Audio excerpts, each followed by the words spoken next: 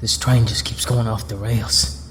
This was the thought that kept running through Felix's mind as he made his way through the champion's circle. His sister's hand held close and chewing his thumbnail as he ran through declamations, apology speeches, and general plans to simply grab Vivian and run out of the arena. He eventually decided it would be best to simply play it professionally, go through the proceedings, and when it came time to sign the contract, politely decline and explain himself. No need to make a scene if he didn't have to.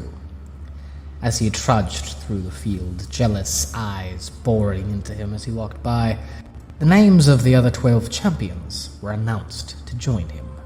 Gabriel Phantasma, 35 points. Garfield Davis, 35 points. Jessica Vokrant, 45 points. Justin Hughes, 44 points. Kang Jack, 64 points. Levin Leanwand, 49 points. Maria by Mama, 55 points. Michelle Bublé, 38 points. Quinn Featherworn, 52 points. Remy Jupredi, 50 points. Rocky Descalcio, 50 points. Xavier, 39 points. Each of these combatants made their way to the stage set up, many with joyous pride-filled looks in their eyes. One of them, a rather stone-faced Asian man, late 40s, early 50s, seemed to be rather misty-eyed before a wipe to his face returned his stoic expression. One by one, they stood together on stage, the 16 chosen fighters of Kafab, young and old, surrounded by the cheers of the crowd, the jeers of their failed competition, and the eyes of various agents looking for their next surefire star. Congratulations to you all! I'm sure you've all worked tirelessly to get here. To all the combatants that didn't make it, we thank you for your time and courage, and hope to see you continue in your efforts to make it into an Archetypo Makai. The remaining fighters on the field made their way off, reporters and agents rushing past them. Some people from the stands went over, some as family and friends, some as scouts and fans.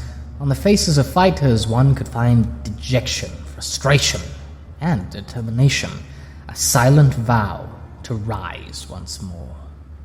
Now, if you 16 would follow me, we'll be conducting interviews with each of you one by one. Those not being interviewed will have to wait within our lounge. The announcer led the 16 fighters through the crowd of reporters, the constant sound of clicking around them as they were photographed and questioned through the halls of the arena. Kafab's new generation began to chatter amongst themselves while they were led to the interviews. Hey! Felix looked to his side. Walking beside him was a brunette girl, roughly around his age, an accusatory tone in her soft voice, and an irritation in her face. Hey, you're number 7, right? Jessica? And you're number 4, the guy that beat an Archetype. Beat is a little strong of a word. With only 23 points, I figured it might be. Felix narrowed his brow at the girl beside him, scanning her face for anything recognizable, searching his memory for any prior encounter with this person that might justify the venom in her words. Do you have a problem with me? I wouldn't worry too much, my friend. Another voice interjected.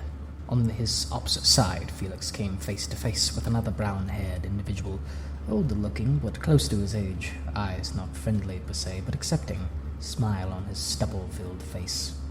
Knowing people like her, she probably just upset you had a point on her on the scores. Nobody asked you, 14, the girl spat back bluntly. It's Remy. And you're still not busy about that last knockout I got over you, are ya?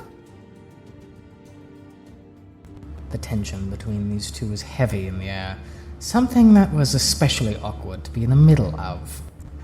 So, who's the kid you got with you for? Remy asked, pointing to the young girl, hand clasped in her brother's and keeping close to his leg, backing away slightly from the stranger. Oh, it's Vivian, my sister. I couldn't exactly leave her back at the Stains. And the name's Felix, by the way. Surrounded by temporary peers, the boy did his best to make small talk with with his fellows, discussing their various fights and styles. I think I spent a decent chunk of time just keeping Miss Volkerant off my ass. I owe you an ass kicking. You accidentally kick a girl in the head and suddenly you owe the world to her. What about you, Felix? I was fighting an Archetype. Scary as shit. I only won, really, because my opponent was arrogant and getting used to his powers. Oh, come on, everyone gets arrogant. If letting it get to their head was all it took to beat an Archetype, normal people would be winning left and right. Felix smiled at this declaration. It was reminiscent of the things his father told him about people with powers, how a strong enough fighter with enough skill could defeat archetypes if they knew where to hit them. He wasn't sure if he believed that himself. He got one over on someone who had just gained their power, not an actual seasoned archetype. And they had been injured just before their awakening to boot. Still, with how durable he was, even without the muscle growth ability he had gained near the end, he was, at the very least, grateful for the training his dad had put him through, the techniques and skill he needed to eke out this win. My phone's ringing, Felix thought, pulling out his phone to find his father's number on the screen. Oh yeah, you'd probably figure the fights were done by now. Guess I better update him on the situation. God, won't he be such a proud pop when he hears. You've been selected as one of the 16 new archetypes! His father's voice blared from his phone as soon as he answered the call, ringing the poor boy's ears and making the other fighters around him jump at the sudden noise. Sorry, didn't mean to blow your ears off, but wow, this is huge! Hold on, how the hell did you find out? Some associates of mine were attending the event today. They heard your name come up and almost immediately started ringing my phone about it. Associates? As in people that work for the same agency as you? Yeah, that's right. So, I really didn't need to be here all today. Is that what you're telling me? A nervous laugh spilled from the phone's speakers, followed by some ramblings about different angles, the importance of seeing in real time, personal home collections, and other excuses that only served to embitter the son to his father. Never mind all that. I heard you fought an Archetype? Yeah, something like that, the boy said reluctantly, trying to put it behind him. How'd you do it? What powers did you go up against? What attacks did you use? The young man wondered for a moment if he should just hang up on his father's bombardment of questions until one of them made him tense up. Son, how come you went onto the field? Were you itching for a fight? Did you finally come around to the game? Not exactly. Felix explained cautiously about how his kid sister had wandered onto the field when he wasn't looking, nearly being assaulted by a man who became his opponent. There was a silence in the air that told his father was thinking, contemplating what to say, the quiet making his heart sink, believing whatever he was told. He didn't have a good comeback for losing track of Vivian. I understand keeping track of the fight, son, but it's important to keep your sister close to you at all times. I know, I'm sorry. I'm glad both of you are safe. And hey, on the bright side, we fast-tracked you onto a professional archetypo career. Dad, I'm not planning on signing the contract. Huh? Felix reminded his father he didn't share his interest in the love of the sport. He had only battled the man called Ricky to protect himself and his sister, and that it was only by coincidence that he had gained enough points to take the spot he was in. I see. Well, 19 might be a little early for you to start anyway. Not like being older would change his mind. Felix? Yeah? I won't beg you to sign. I understand how daunting it can be pushed into something you have no passion for. I simply ask that you consider it. You have a real talent for fighting, son. You could truly be one of the best with enough effort. You've proved that today. Whatever you choose to do, just know that I'm proud of you. There was silence for a moment. It had been some time since his father had been this serious, this solemn. about any given situation, the young man couldn't help but feel slightly guilty. The dream his father wanted for him was within arm's reach. All he had to do was sign a paper and he was all set. But is this what he wanted? Felix? Huh? Sorry, Dad. Spaced out there. No worries. Same happens to me, all the time. Yeah, would explain a lot. Anyway, the fight over here is just about wrapping up, so me and your mother will be seeing you real soon, alright? I'll talk to you later. Got it. Talk to you later. Wait! Cried a voice from below. Felix looked down to see his sister tugging at his shirt, asking to talk to Dad too, which her brother obliged. Hi, Daddy. Hi, Princess. Heard you ran into the field earlier today. Yeah, I did. Well, why'd you do that, sweetie? 'Cause you said, if you wanted to be an archetype, you gotta be good at beating people up. And I've been getting real good with the training, so I wanted to fight too. I see.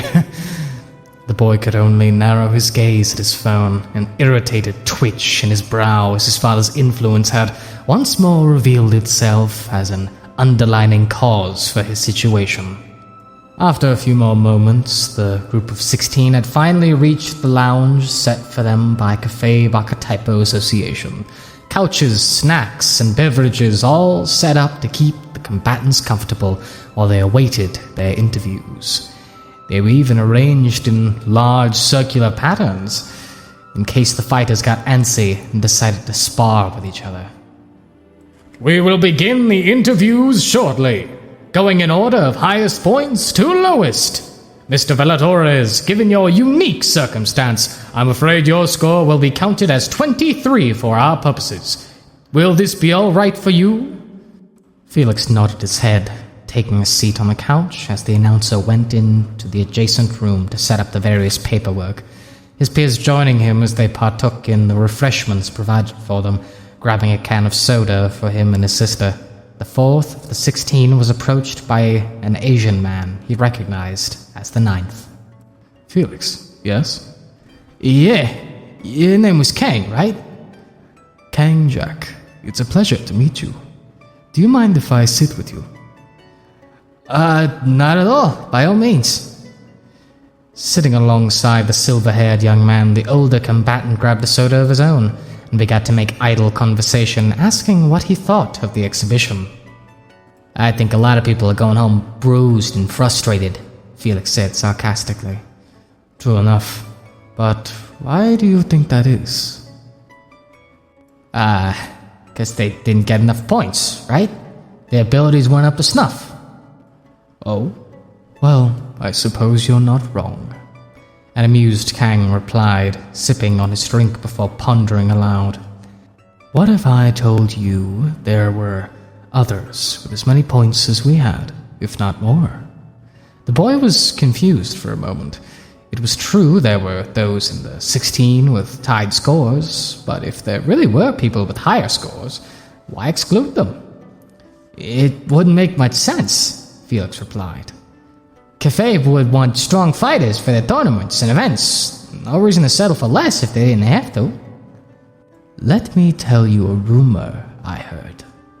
I don't know if it's true, but apparently there's been talks among the veterans of the KAA of ways to secure their jobs.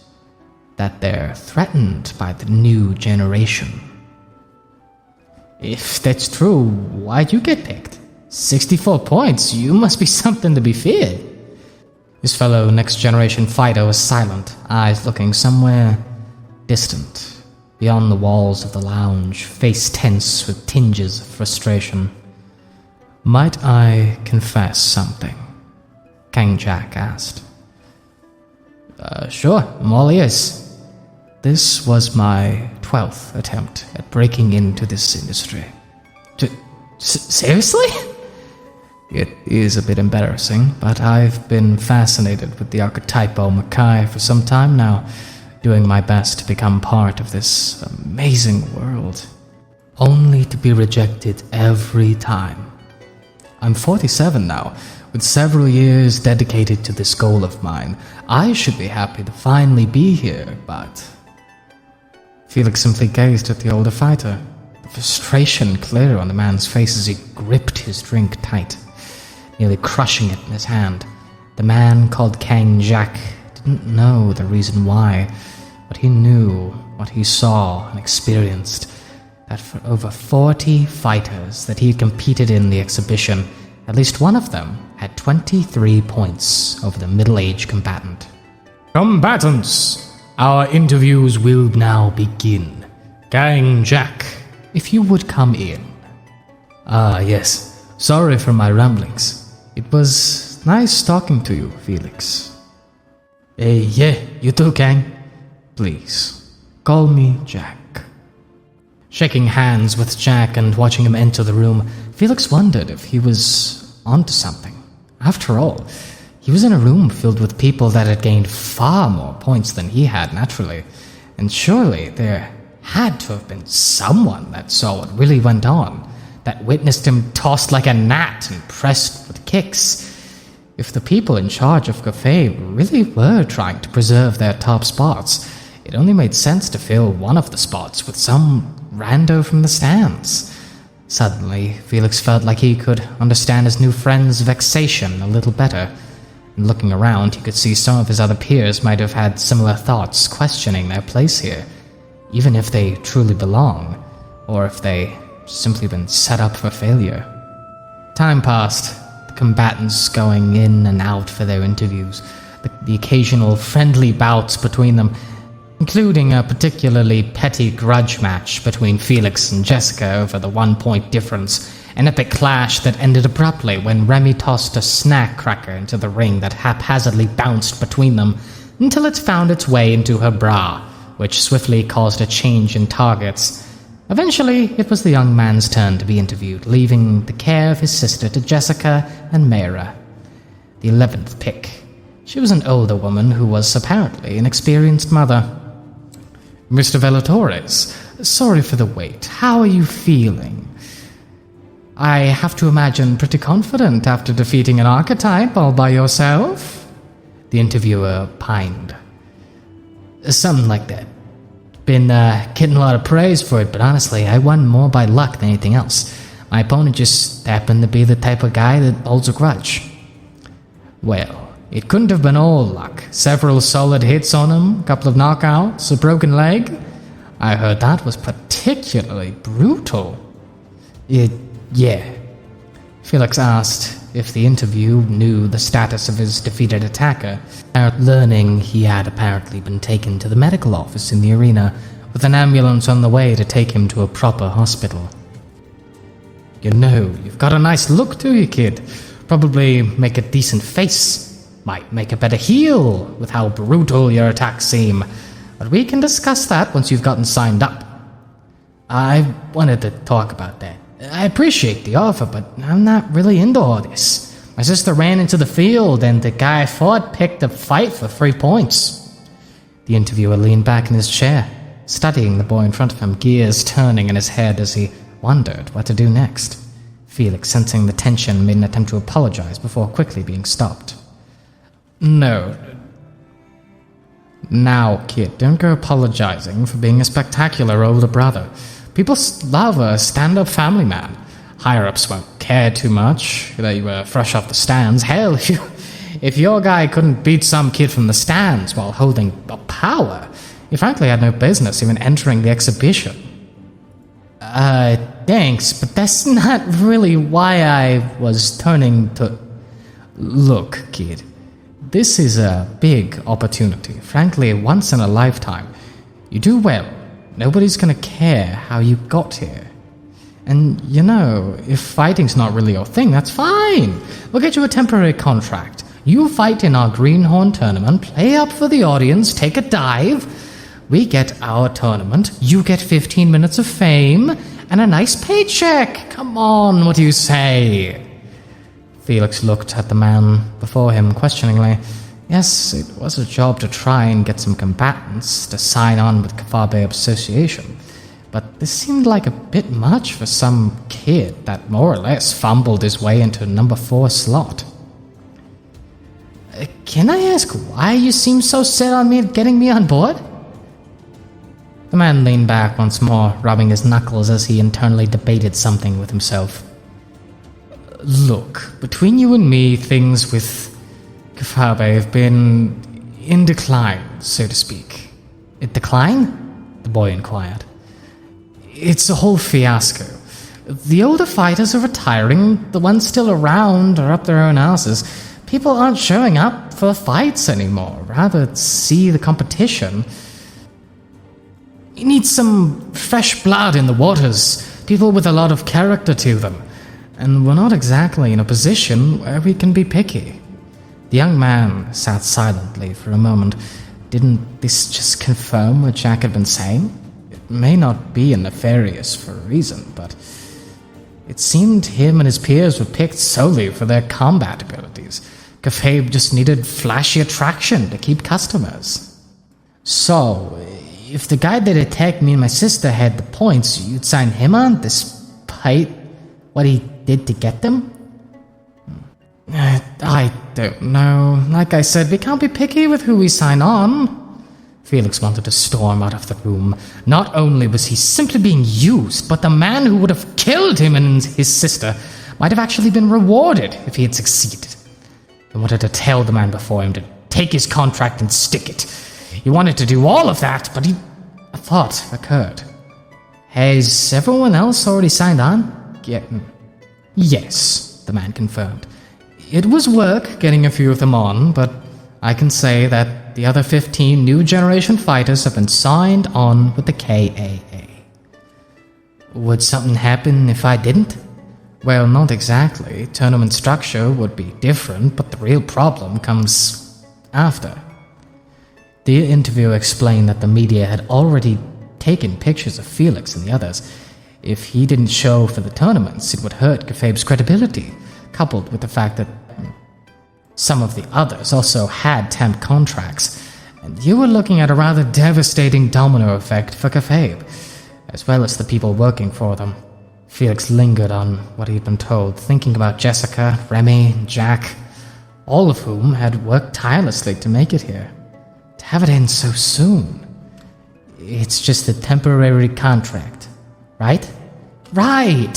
You only have to compete in the Greenhorn tournament, and if you want, we can discuss contract extensions afterwards. After a few more questions about Felix, his life, and his fighting style, the young man was signed into the Kfabe Archetype Association. Rejoining the others in the lounge, the interviewer thanked everyone for their time and announced that their first event would be the Greenhorn tournament 2 months from now, in May. But before we wrap up, there's one more piece of business we need to establish. 16 looked to their interviewer, eyes wide and fixated on him, as he brought out some kind of gumball machine with shiny orbs of light rolling around inside. Everyone line up in order of points and get your power. Make sure no one sees what you get. The group did as they were directed, excitement on their faces as one by one they got their archetypes. The names of their powers whispered to them by the interviewer. It finally came to Felix's turn, Vivian reflecting his nervousness with excitement, wondering what he'd get. Turning the dial, a curious power rolled out, a deep blue hue that didn't seem to cast much light, if any. When it fell into his hands, its symbol was a head. Most, if not all of its face was blurred by black, with horns coming out from where eyes should be. Don't tell me I got a weird one, Felix thought as he showed the interviewer his symbol, something that caused his smile to crack. The man seemed to strain to keep up appearances as the color drained from his face. This didn't go unnoticed by Felix, but before he could ask anything, the man leaned in and whispered the name of his archetype. The demon.